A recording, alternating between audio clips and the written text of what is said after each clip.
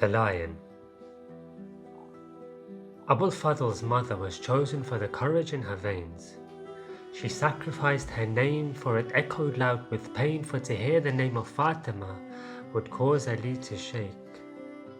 Would remind him of a ribbon and how it was made to break, would remind him of a door, its frame lit up with flames, would remind him of blood that left stains upon a nail. So Abbas's mother became Baneen to protect Ali. Divided her love into portions, giving plenty to her 4 sons and Zahra's orphans.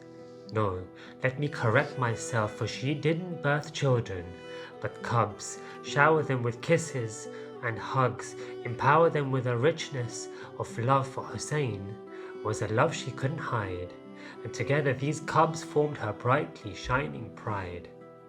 And Abbas loved Hussein too, followed in his steps like the sun follows the moon, but here the moon of the Hashemites follows the son of Zahra over the horizon to the land of Karbala.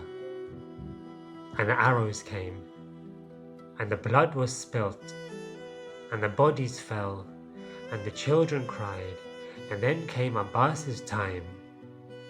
Abbas enters the field of battle, and the enemy scatter like a field of cattle, for there's a lion in their midst, with a flag in one hand, and a mushk tied around his wrist. The enemy are shaking, but they try and pretend to be brave, but really they're just impious men, and this is no longer a battlefield, but a lion's den. Abul Fadl's prey stand frozen, and upon Abbas their eyes focus, and he walks between them as if they're the Red Sea and he is Moses. He then looks down at the water and wonders, should I take some or not? Some say he remembered the thirst of Hussein, but in truth he never forgot. Behind him the soldiers were armed and waited with bated breath. This Abbas wasn't afraid of their swords or arrows or even death. He marches forwards and to the mushk he clings. But then from behind the trees Ibn Warqa swings. From another Hakam bin Tufail springs, cutting the arms of our skilled king, who'll soon be granted frilled wings. And even though they tried to kill him, look how his dismembered arm to the flag still clings. Then 100 arrows they fling. One glides through the sky, and into the eye of Abbas it sinks. But he keeps going, for he hears Ruqayya weep, until another arrow is shot, and in the mushk it sleeps. The water onto the burning ground begins to seep, and finally Abbas falls down in a heap, calling out for his master.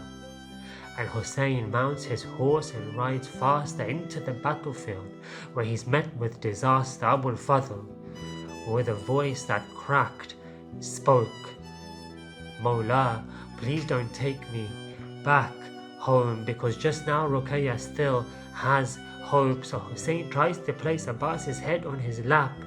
No, Ya Mawla, who'll hold your head when you lay in that ditch so shallow? So he wipes Abbas's blood on his black robe, goes to the tent and knocks out the tagpole, winds up the flagpole, for today is the day. Today is the day that Hussein's back broke.